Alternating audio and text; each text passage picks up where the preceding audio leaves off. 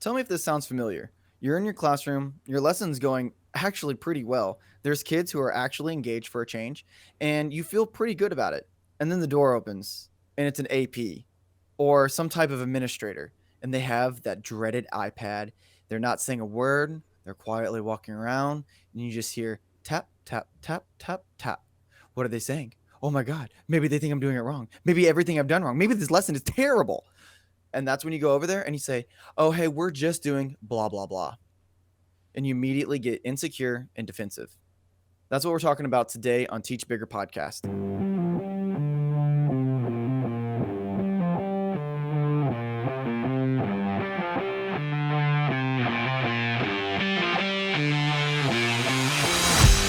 Welcome to the Teach Bigger podcast. I'm Chris Pratt. I'm Chris Mosley. And I'm Tyler Lamont. All right, so this is the thing today. We got to touch a touchy topic. That's what we have to do, because this is the time of year where every teacher is getting ready to be evaluated, right? Every state, every state has a different thing that they call it. They have a different method of system, but at the end of the day, teachers get evaluated, and you get your feedback as to where you're doing well and where you can get improvement. But I think to kind of bring in this season of evaluation, I think it's important that we discuss this topic because it is very touchy for a lot of people. And so over the past years, I've really noticed, not only when I was in the classroom as a teacher, but also being in the administrative role, I've noticed that teachers are just like really defensive. Like some of the most defensive people I've ever seen. It's like all you do is look at them wrong and they're like, what? It's like that kind of thing. Violent. It concerns me. Like, I'm sure that if you're listening now, this is not you, right? But if you have a friend, tell them about the episode, share it. And it's just a nice way to help them. All you have to do is be like, hey, I heard this great podcast. You should listen, right? So definitely we'd love you to share it. But I don't know. I think, guys, we need to tackle this topic today because I think we can bring some help to people's hearts who are maybe in a little bit of turmoil right now. Well, I'll definitely say that, like, especially when I first started teaching, I know I haven't been teaching full-time for a long time yet, but I'll say that when I first started, I was super insecure and super defensive when people would walk into my classroom.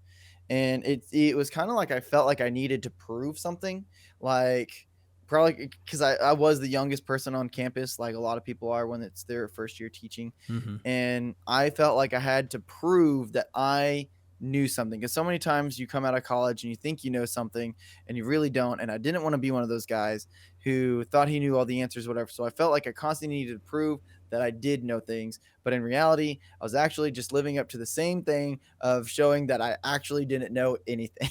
Right. Well, okay, so I would say this, like maybe we can start this way. Like, what are some warning signs that you might be a little bit defensive? Okay. I got it. Okay. Now, Mosley can speak to this because he's very defensive, and he has a lot of struggles in the classroom. So he's just going to kind of walk us through how he feels. This is just it's your time, Mosley. Go ahead. Well, no. So I think I'm not an administrator. I know most people think I am because of my presence on the campus, but I've gone by a couple teachers' rooms, and let's say in my experience, if you go in a teacher's classroom for whatever reason, just to talk about whatever, okay, and I feel this is a defense mechanism that I've seen. The teacher will come up to you. So this is kind of like a warning sign that you might be defensive. Right. And without asking what's going on, the teacher tells you what they're doing. Mm-hmm. Just to kind of say, I know it might not look like this, but here's what we're actually doing. That and usually what happens is the teacher will engage with you longer than I guess a needed time. Right, like we'll have a conversation and like maybe class is still going on. Like maybe for the extent of your stay. Mm-hmm. Right. What's another Well, okay, so I've seen? this is kind of because I've seen that too. All right, okay. Uh-huh. Now look, this is not us going like we're great teachers, and then Yeah. this is what a bad teacher looks like, because we've all been here and done this, and that's why we're talking about it. Mhm. Okay, but I have had times where I have had administrators walk in, or even another teacher, not even an administrator, and when I was a band director, the band director world is fairly cutthroat. Okay. And you Mhm. think your administrator on your campus is bad? Just wait until the district sends a retired band director who was the most successful band director in the entire state of Texas to come and Mhm. observe what you're doing. Mhm. That's intimidating. That's way more intimidating than the principal who really doesn't even know my content. Wait, now how about this? How about your first year teacher, and they're observing you? Okay, Exactly. there you go. Right. Yeah. So we've been on both sides of this, right? Uh-huh. And I think I've learned a lot from both sides of this, but like I remember those moments when said person walks in and suddenly it's like I have to demonstrate all the knowledge that I ever knew in my life. And that's really not the case, but that's how I feel. Like at this moment I need to say every right thing I've ever said So you seem competent. so that you seem Yes, competent. yes. Right. Mhm. Or me being on the side now where I'm more of a coach and an administrator type person. And so I walk in and then like people stop what they're doing and they say, "Oh, hey, can I help you?" Like, in other words, don't watch me teach. There Yeah. must be a reason you're here. You're really Oh, not that might be welcome. one. Oh, hey, can I help you? That might Right. be a sentence. Right. Do Mhm. you need something? No, I just need to watch you. Thank you. Uh, Or like what Mosley said, it's the, "Oh, hey, we're just learning about this today." Well, uh-huh. if that's what you're doing, I could probably tell. I have in my experience in my past, I have teacher that every single time that I go visit them, Uh, they tell me exactly what their students they're doing and like their plan for what them to do.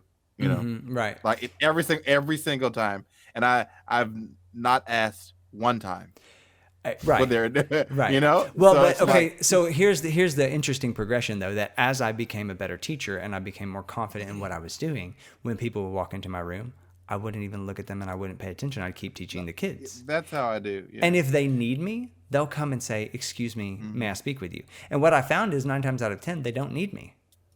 And so why should I, cuz those kids are my responsibility at that moment. And I want to spend every moment of my time with them, getting them feedback and information and helping them to learn. And so when I Yeah. stop and engage with someone else, I'm taking time away from them. And so I Hmm. think that's an important thing to realize.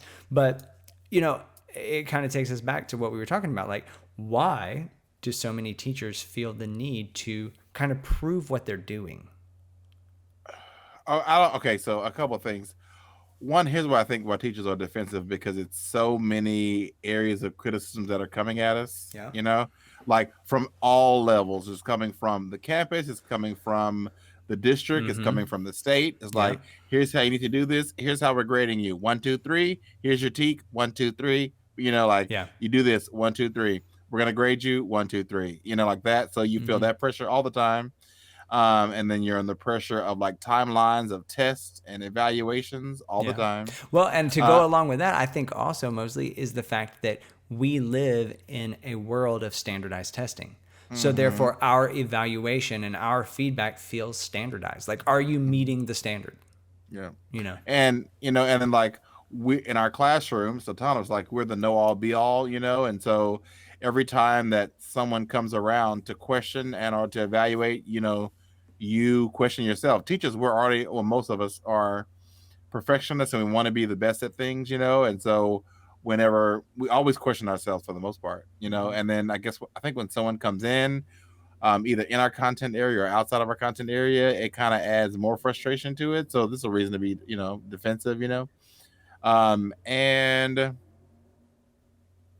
I think, I don't know, I just think as teachers, period, we just question ourselves, and so it puts you at a point of being defensive. So No, okay, so I'll say that one of the reasons why and I don't know if it was that I got defensive or that I got insecure, because especially my first year teaching, I was a band director, and no one came and watched me teach ever.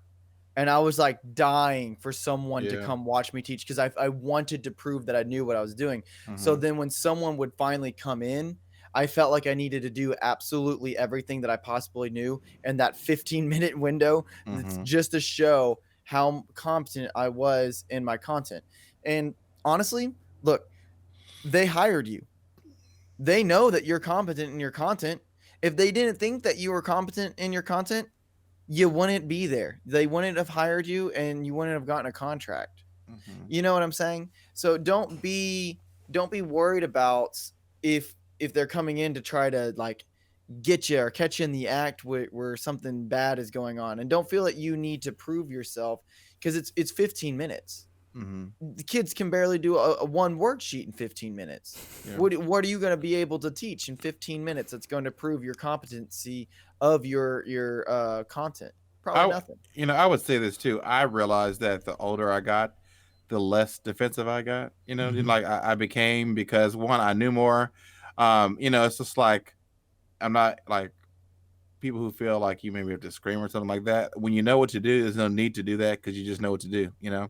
No need to raise my blood pressure because I have all the tools already to do that.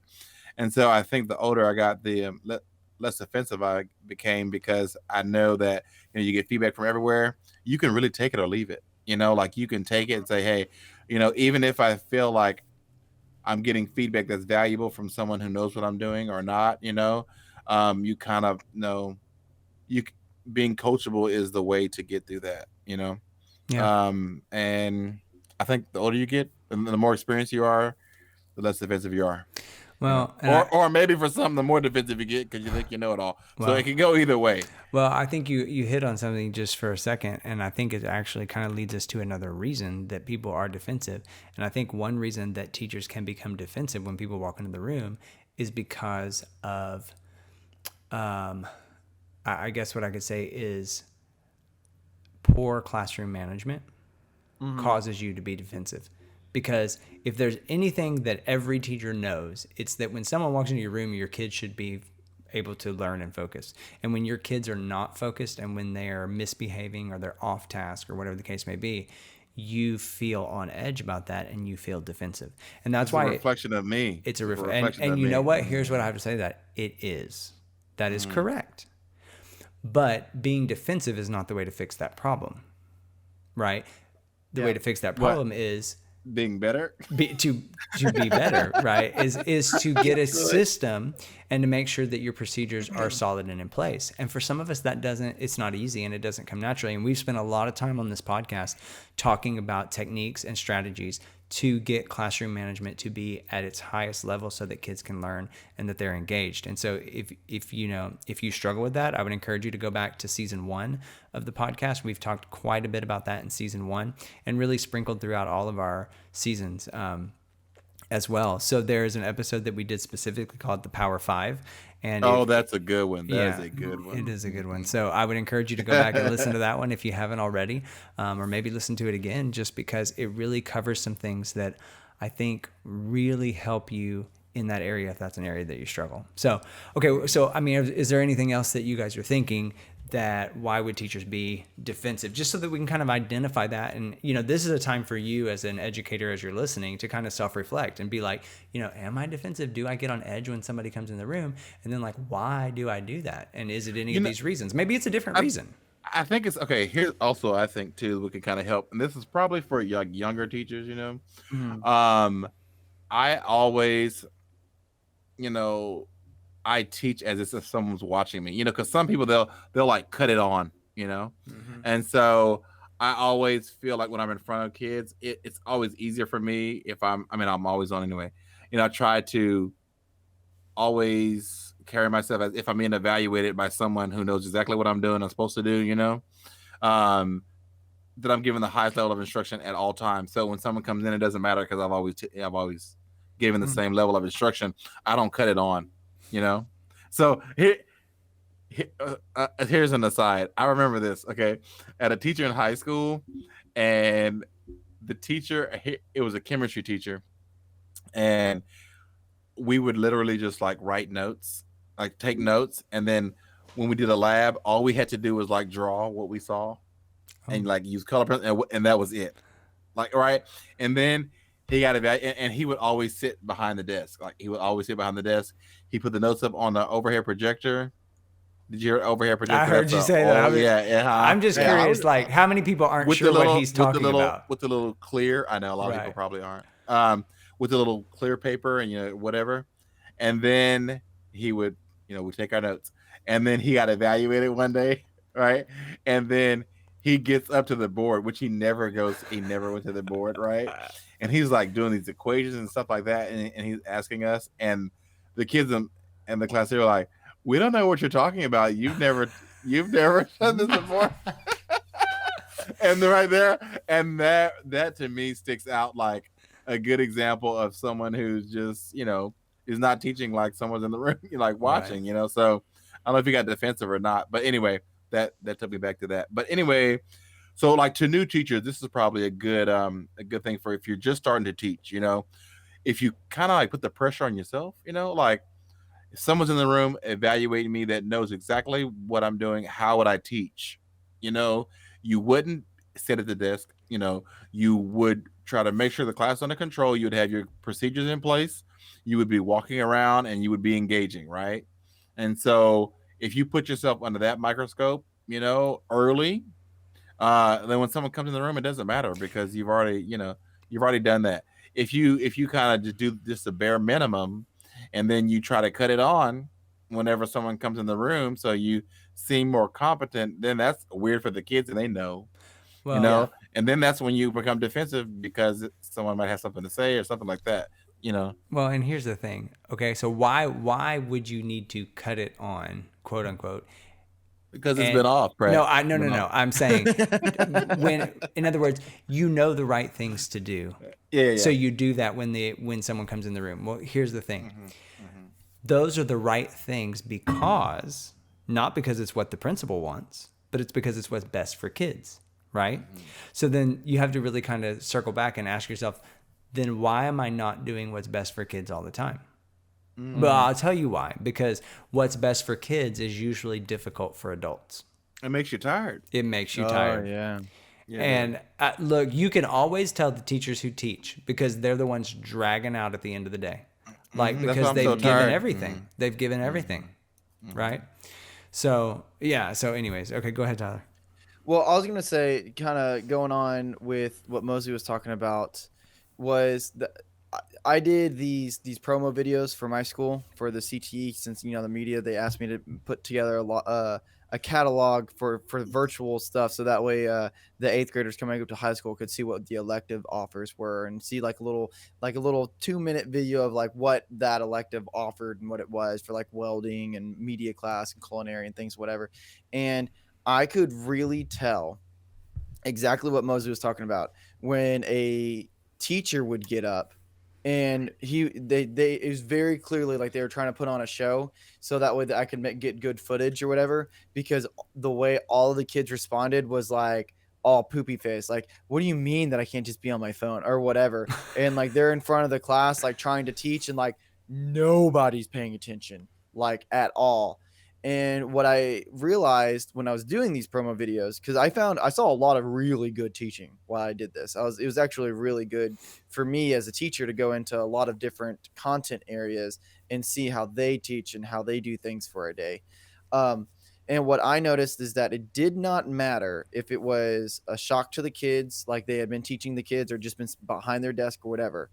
Every single teacher thought that they were under a microscope and they became extremely worried and thought that they were doing it wrong. So it didn't matter if they were a good teacher or a bad teacher, all of them thought that they were doing it wrong. And I think that comes from a lack of training and a lack of education from an early stage in their career, where either no one came to them and told them like, hey, this is how you do it, or they found a way to hide long enough and now they're an old 35-year-old teacher, 35-year-old experienced teacher, and they're now considered a seasoned teacher, and now they're expected to go mentor people, but they never actually fully learned themselves, kind of thing. Mm-hmm. Yeah. And I don't know. That's my 2 cents on it. I think that teachers are just worried that they're doing it wrong because of communication, because of poor training, because maybe they don't know what the expectations are, and maybe they do know the expectations are, but they're worried that their AP doesn't know their content well enough to realize that they're doing what is best for kids. Well, and I think what kind of goes along with that, and it makes me think of this, is I think also just the nature of our business. Like, we are supposed to be educators, we're supposed to be teachers. I mean, we are. And so with that, you carry this weight that you're supposed to have all the answers and you're supposed to know everything. And so whenever someone comes into the room, you suddenly feel like if I say something incorrect, it invalidates me as a person, because Mm-hmm. now I don't know everything. Which that couldn't be further from the truth, because if you think about it, I mean, this is a skill and this is an art form, and we have to learn and grow as teachers. And in other words, if you're not a better teacher 10 years from when you started, there's something wrong. So why would you be expected to know everything in your first year? Mm-hmm. Right? We're supposed to be learning and growing. But I think one of the reasons that we feel so defensive is because in our brains, we are educators and we're supposed to have the answers. And we have to guard against that mentality so that we're not on edge all the time. I think it's because people think they're finished. Ooh. They think that they are finished learning. They think they graduated college, or Mm-hmm. maybe they finished their certification process. They think that they have finished, and now it's like, well, I don't need this training anymore. This training is done. This doesn't apply to me. This only applies to math. Like, what is it going to be for me? Like, I think it's because people think that they're done. Mm-hmm. And when you're in education, and really when you're dealing with any type of skill, you are never done. You can get to a level where you can pull back and kind of coast a little bit, but you're never done, Mm-hmm. like, learning something. So it was a great moment. When you get a master's, you have to, in order to get your master's, you have to take a comprehensive exam, and some are written, and then mine was an oral comprehensive exam, and I studied for over a year. And it was honestly the hardest thing that I had to accomplish. But after I was done, uh, my professor took me in the room, and he's like, you're proud of you, amazing job. But this also shows one thing: you get this degree, your master's, you go to the next level, which everyone doesn't do this. It just shows you how much you don't know now, and how much there Mm-hmm. is. And you continue your quest for learning. Like, you chose to do this because you knew there were things you didn't know. When you finish this degree, it confirms how much you still don't know. you know Wow. and and your job now is continue to learn as much and be a lifelong learner. And it's definitely a moment like that, huge accomplishment. And it just kind of like opened the door, like, this is not the end but the beginning of, you continue to learn. you know And let me tell you what, man, I think about it all the time, because now I'm getting really into CB, what is it? CBT or something like that, creating your own circuit boards and things like that, because it's actually way easier than I thought it was. Mhm. And there's some days, because I get a lot of enjoyment of like learning something new, because I feel like I am a lifelong learner, but it is tiring. It's Yeah. tiring Yeah. to constantly try to do something new and learn something new. Like, there's some days I come home, and some days it's Saturday, and I'm just like, I don't want to do anything new. I Mhm. just want to relish in the fact of all the things that I already know. But then there's always that next level that I'm always trying to get at. And it's like, well, what I already know is not going to get me there. So then you kind of get in this like cycle. And I'm not gonna lie, sometimes I give into it and I sit on the couch and I watch Netflix. But when the days when I don't give into it and I go to my, to YouTube University, and I sit at my desk and I try to learn something new and I try to do something, whatever, I'm always happier after. Yeah. And I always feel more accomplished no matter how small I actually went. Yeah. And I think that is one of the ways that I got secure with my teaching, because I no longer get worried if an AP walks in. I no longer get worried about that stuff. And I think I kind of got unworried about that. I took a chapter out of your book, Pratt, because you told me a story which I always thought was really, really interesting. Is you had your procedures in one of your bands so amazing that when someone walked into the room, you told them all rise or something like that, and then they Mhm. would greet the person. It's so funny that you said that because today, one of our coworkers who we both taught at the former school together and now in a different district, she talked about that today. Isn't that Really? crazy? Mhm. Yeah. Well, that was my goal. I wanted to be able to get my band to be able to do that, and then I wanted an AP to walk in, not because of, like, I wanted to prove to them, like, whatever, or that I was worried. It was like, I did this, and now I wanna show it off. Right. So, and I only got 1 shot. I only got 1 shot to do it because an AP, in the entire of last year, only one AP came and looked at me, and when they walked in, then it was like I did it or whatever.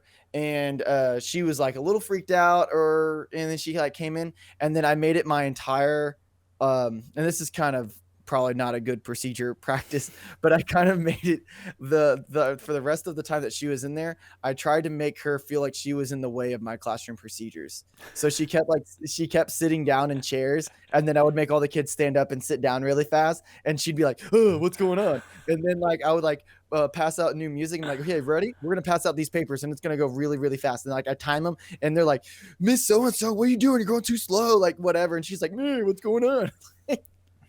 So I think that was my turning point when I stopped being insecure of what was going on in my classroom, because obviously I had done something right because the kids all were listening to me. And if they're all listening to me, then they're probably learning something if I'm actually teaching. Right. Mhm. Well, and I think it stands to reason as we're discussing reasons that people might be defensive, and we've kind of looked at this from the standpoint of when teachers kind of have the wrong mentality. But I think there are some cases where you have people that are walking in the room, and it's a situation where maybe it is a negative situation. Maybe there are people, and I think these are very few and far between, but I do think that there are occasionally people who, I won't say they're out to get you, but they're not there to help you succeed. They're there to catch you doing it wrong. I do think that happens, but I don't think it's very common, and my answer to that is, if you really feel that that's a situation, I would encourage you to look for another situation to teach in.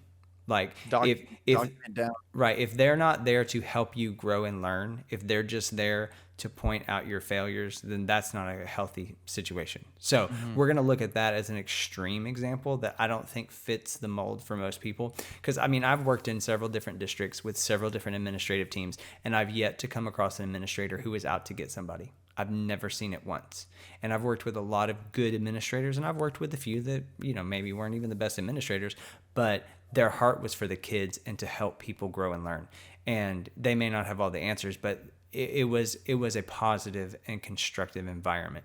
So if you're not in that environment, I think you are in a rare position. I don't think that's the way most places are, and you should consider that maybe there's another opportunity for you out there. So we're not going to really discuss that because I do think that it's so rare. But if you find yourself in that situation, then I think you have to, really think about that. And we did an episode not too long ago called "Should I Stay or Should I Go?" Listen to that episode, and I think it gives you some good ways to be able to tell if you're in the right place or not. Maybe lastly, though, unless you guys are thinking, I think another reason that teachers become so defensive is because of testing and test scores.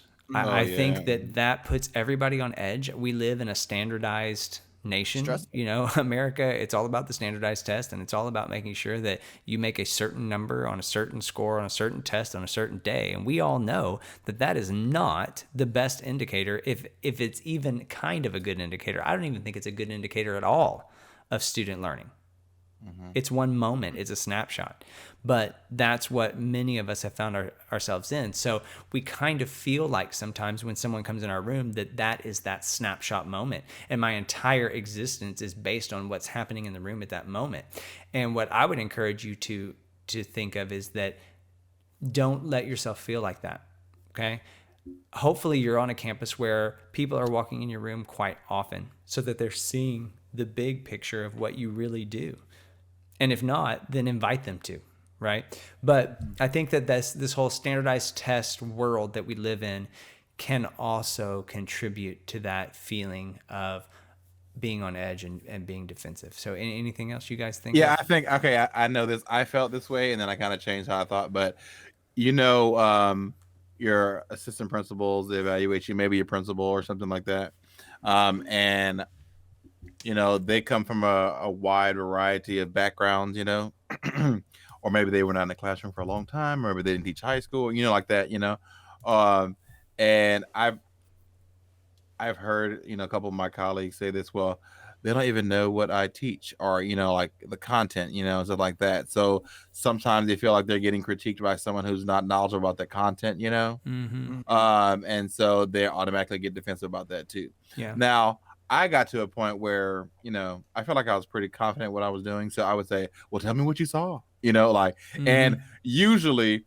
you know, the APs, I guess they've seen what I've what I've done before, and they'll say, "Listen, now I don't know anything about band, you know," which I'm not Right. expecting them to, but you know, like we can all have conversations about classroom management, pacing, Mhm. engagement, anything like that. So you know, I kind of open the door to kind of see like how much they would say, you know, Right. as someone who values engagement, who's always critiquing my level of instruction, you know. I'm like, so tell me what you saw. Like, what did you see? You know, to kind of see where they are on, and like what they saw and where I think that I am, and kind of say Right. like, tell me what you saw and whatever. What type of things do you suggest and things like that? Most of them, they just say, hey, a lot of great things going on, I love what you guys do, like that. They kind of bow out, Right. and the older I get, the more I poke and prod, like, tell me what you saw about this, da da da. Or they say I saw this, and then I make them dive deeper into it, But that I think that's a lot of people are defensive because they know their AP or might not have been their content area. So I Right. think that's another reason. Well, so I was gonna say, because Pratt, you made me think of this. Is you were like there? It's a rare case for an admin to be like out to get you, Right. right? Right. And I think that same relationship that admin has with a teacher is the same relationship that a teacher has with a student, because there's all these parents well, and it's probably not as many as you think, because you get one or two and you think they're all like that, right? Right. Right. You get these one or two students or whatever, and they think that every single teacher's out to get them. And I'm sitting over here thinking, like, I have met a lot of educators, and in my entire life, in all the years that I have been around teachers, my mom was a teacher, my sister's a teacher, like my grandmother was a teacher. With all the teachers in education I've been around, I have never met one teacher who was like, I'm in it to get them. You know, I like, where are these teachers? And I'd like to think the same thing of admin. Is I'm not saying that they're not out there, because I'm sure that they are out there, but where? Right. Because they're there to try to help you and make you better. And I For the think, kids, for the kids. Right. yeah, they're there for the kids, and helping you helps the kids. Mhm. And I think that people have a hard time accepting help from somebody, because, like you said, they feel like they're supposed to have all the answers, Yeah. and Well, they think they're finished. and I think I'm going to bring up maybe the last thing before we move on about maybe why people feel so defensive. And this one's kind of a tough one to swallow, but I think at the end of the day, and I think, I'm guilty of this too. But at the end of the day, I think a lot of us as teachers, as people, as humans, we're just prideful. Yeah. We're just prideful. We don't want to humble ourselves. We don't want to admit that we need to learn something. We don't want to admit that we need to grow. We don't want to admit that we were wrong. We're just prideful. And I think that's something that, education aside, as people, we have to guard ourselves against that, because that is setting us up for failure and to lose powerful relationships in our journey. So Hmm. I And think, also, also too, I mean, as far as like our content area, you have to be confident in what you do because you have to give information to other people, Hmm. So when you're and a lot of people are not maybe not as confident as they think they should be or whatever, and then you're getting this constant, feedback and critiques from this, that, and the other, from the district, from all these evaluators, and all these coaches and stuff like that. I think that's like, I'm trying to do this. Like, I feel like I should know this, and Mm-hmm. I think that's another reason because you have to be confident, to be able to get information to students, you know, Yeah. otherwise they won't listen. You Mhm. gotta want them to uh, buy what you're selling. You know what I'm Right. saying? So, Yeah. and if you're not, then so it is a reason. I think it kind of comes with the territory, you know. Yeah. Yeah, I mean that's true. That's because that I mean that's exactly what it was when that AP came and looked at me and I was like trying to mess with her with my classroom procedures. It's because I was prideful in what I was doing. Instead of probably teaching what I should have been teaching, I decided to try to show off what I had and because of Hmm. whatever reason. I was trying to prove still to a degree trying to prove what I was capable of when I really should have just gone and done what I knew what needed to be done. Hmm. All right. So, we've talked a lot about maybe reasons that teachers are so defensive. And maybe you're sitting and listening today and you're like, well, it's not that for me. It's this. Well, whatever it is, identify it. Okay. Because at the end of the day, being defensive doesn't make things better. It just doesn't. So I think let's switch gears and look at the other side of that. And then Mosley, I'm going to let you start us. And I want you, because this is something you talk to a lot about with your students, right? And Hmm. maybe, even talk to us right now, to me and to Tyler and to the listeners. What would you say about the value of being a coachable person?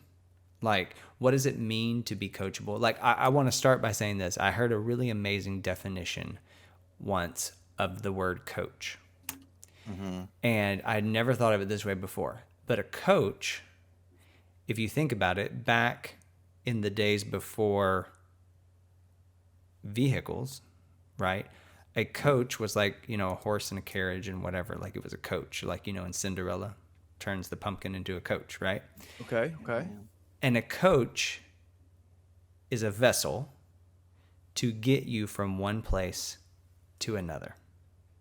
Oh, that's good. And whenever you start to realize that coaches are in our lives, a teacher is a coach, you got, sports coaches, and then like you have instructional coaches, and those coaches are in our lives to help us to get from one place to another. They are that vehicle that transports us.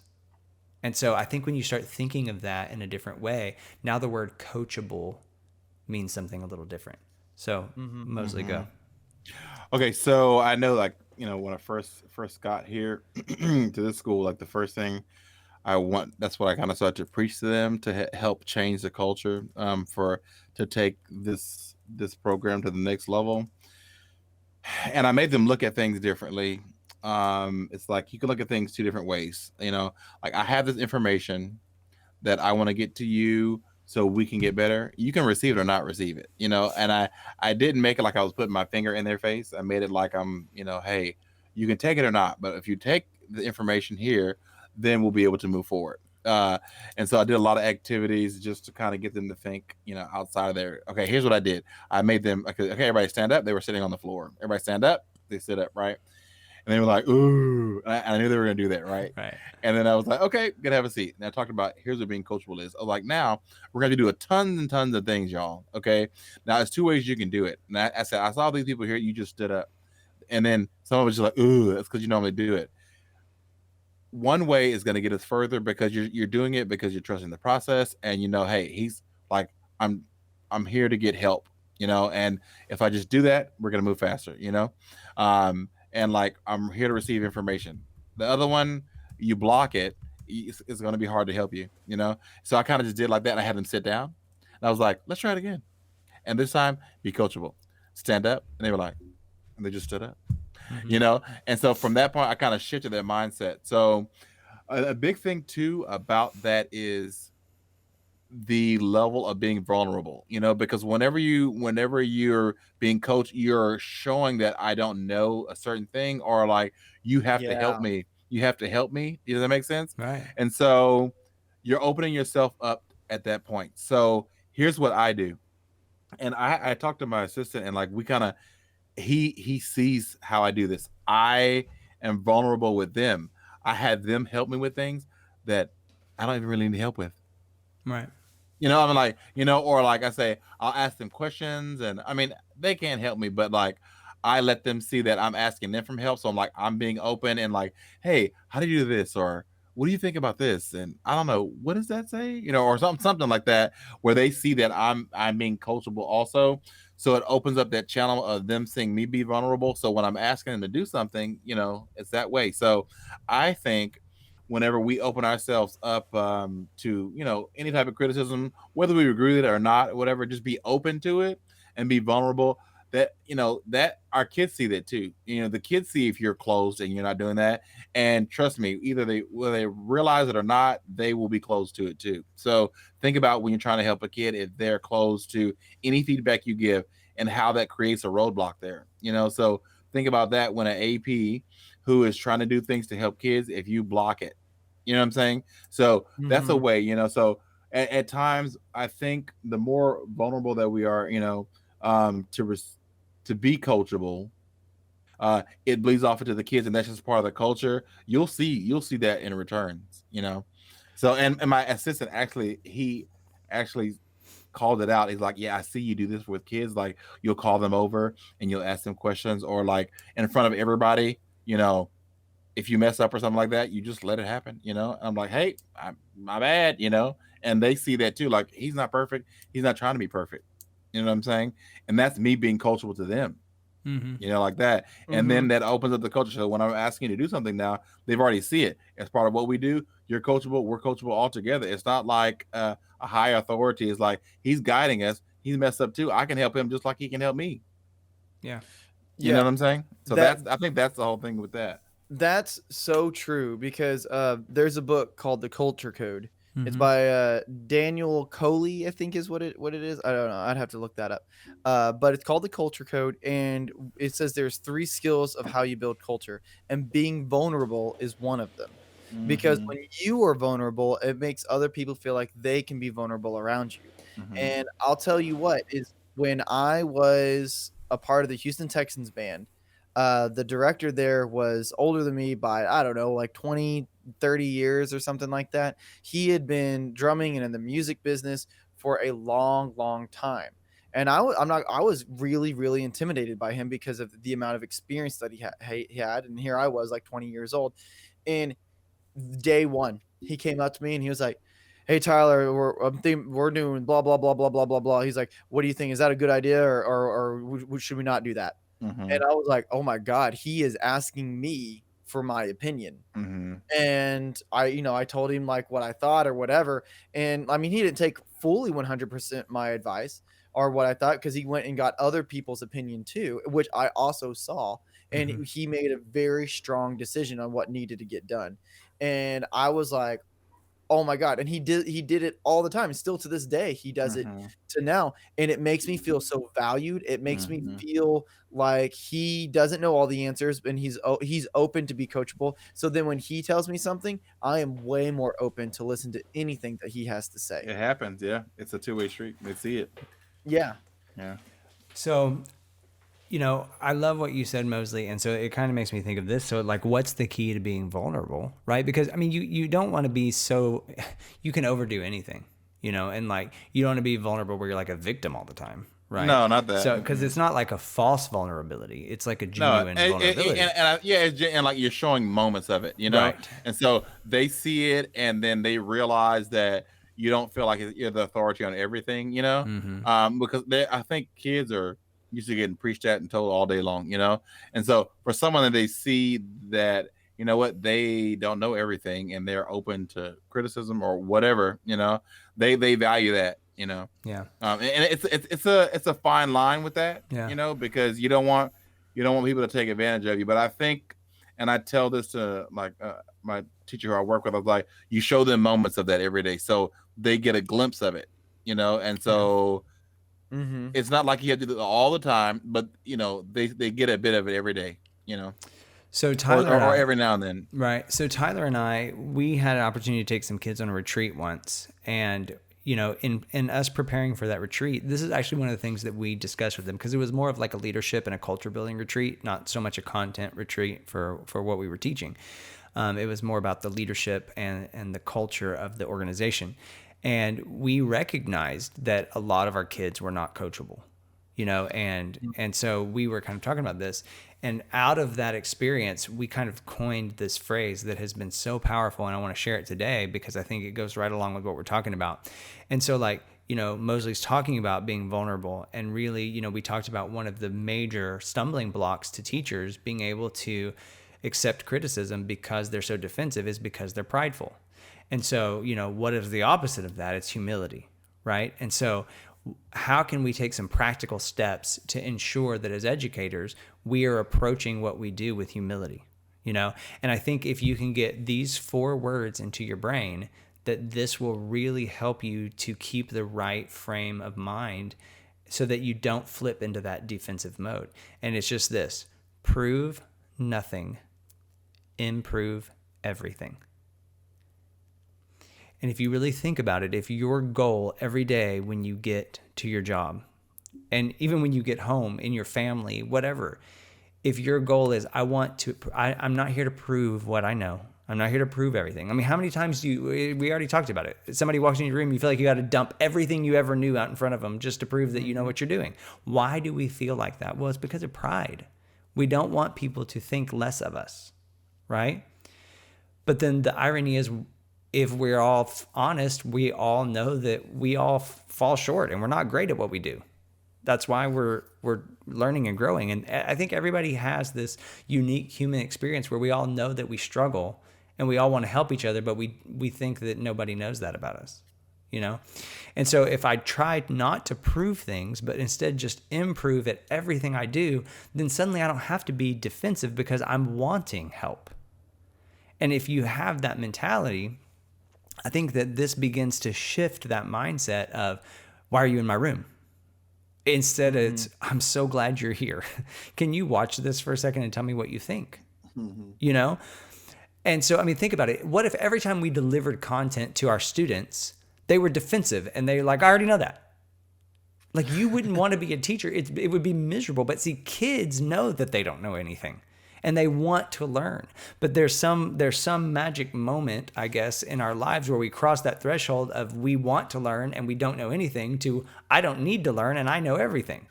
And I think that is a fallacy that we fed ourselves because it's not true.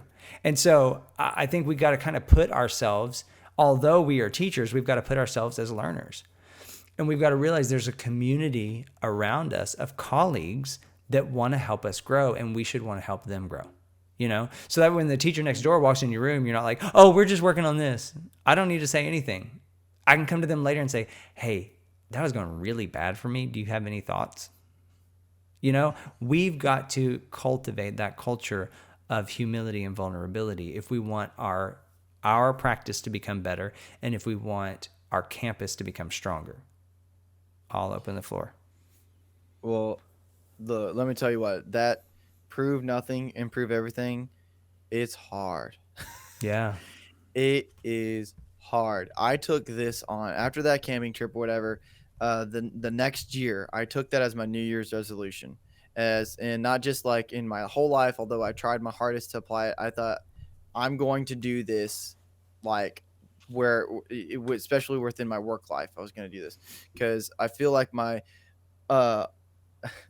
my whole life I've always had things going on, and no one ever gave me the time of day. So I felt like I always had to like tell everybody what I knew, whatever, because I maybe for whatever reason I felt like I was being talked to like I was dumb, and it came to me that when I would do this, when I would hold back everything that I wanted to do, this whole pride, this whole like I wanted, because I had a conflict with a colleague where they asked me my opinion. I told them that my opinion, and they totally like ignored it and said that it was wrong.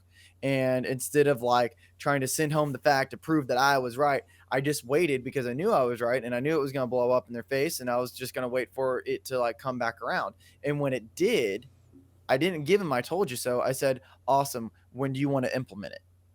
Because like I'm already past it, and now I'm ready to start whenever you're ready to start. But I'll tell you this, all that stress, all that whatever it was pent up in my neck, and it was stayed there for a month. before I went and got a professional massage. So it I'm not, look, if I'm lying, I'm dying.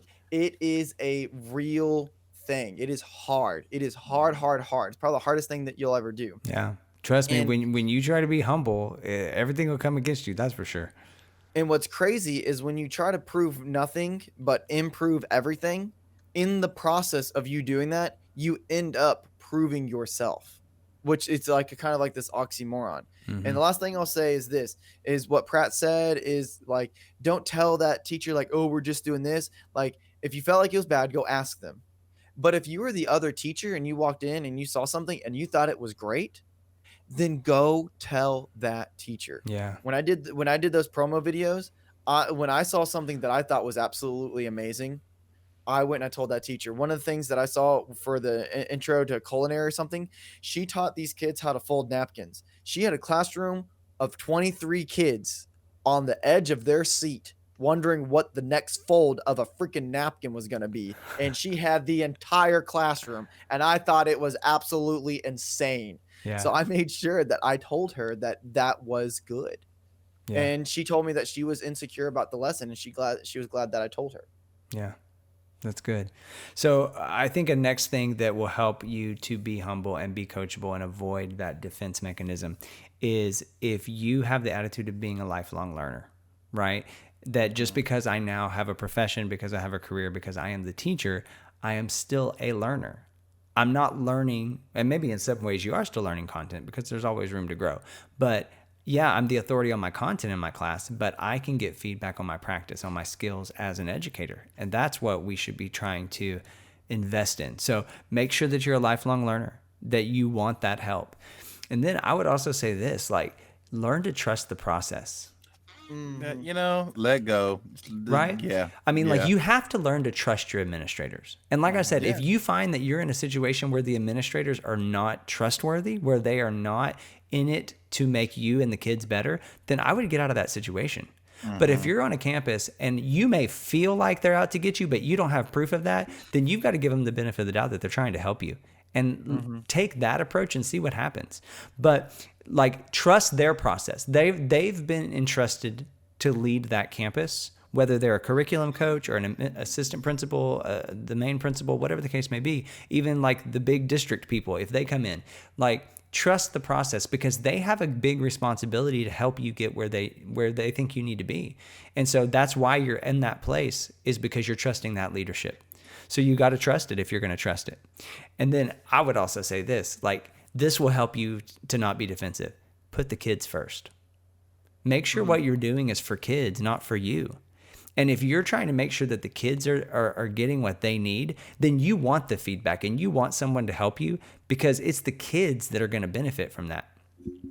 I heard an amazing, amazing quote the other day, and I actually had tweeted it out. If you haven't checked it out, check it out. But basically it said this, and I'm going to paraphrase it, but it said that when teachers learn, we improve what we do, and that student learning is the byproduct of teacher learning. And so if you're not in a position where you're learning, your kids aren't going to grow either because you're not growing. So you have to be willing to learn. You have to be willing to grow because it trickles down to your students. And so if we're putting our kids first and we're doing this and we have that heart, then our kids are going to see that too, and they're going to learn from us as well. So, last thing I would say is just set that example. Be I think coachable. that's probably one of the biggest ones. Yeah. I mean, because when your kids see that when someone walks in the room, they can give you suggestions and you take those suggestions, then suddenly your kids go, I can learn from other people too. And they'll take the suggestions from their peers, or even from you. And it brings everybody to a culture of humility. So, okay. Anything else? I don't know. I think that's good. Yeah, that's all good. I feel less defensive now. Like, I don't want to go off on anybody now. Well, because of this great conversation that we've it's had. good because I just want to thank y'all. I really did this for you tonight. So. Good. Because, If you're someone out there who is struggling with this and you feel like you're really insecure about your teaching or something like that, reach out to us. DM us on Instagram or Twitter, or shoot us an email at info@teachbigger.com. Send us something and we can help you become more coachable, or send us your lessons and we can reassure you that what you're doing is right. And we Yeah. can help you with those things. Yeah. And I would also say this, if you're an administrator and you're listening and you have some great ideas, or you'd like to talk more about how to build a culture in your campus that's coachable, reach out to us. Or maybe you're really good at that. We want to learn from you. So if you could share maybe what you're doing, shoot, we'll have you on the show. So let us know, because this is something we all want to improve on. So yeah, and also, you know, I was going to mention this. We are now on Facebook. We weren't on Facebook for a while, and now Teach Bigger's on Facebook too. So you can reach out to us that way if you're a Facebooker, and we'll I don't think they say it like that. It's not a word. Clearly, I'm new, but Clearly, you got to the party. You got to the party late. anyways, but yeah, we would love to connect with you. However is easy for you. So. Yeah, thanks for listening today. If you haven't already, subscribe to the podcast so that you get notifications every time that we have a new episode. And we're thankful that you listened. I know that, you know, you could spend your time doing whatever, but you took the time to listen today. So just thank you so much. I hope that you got something out of it. Again, we'd love to hear back from you. Let us know how things are going for you. And we'll be back with you next time.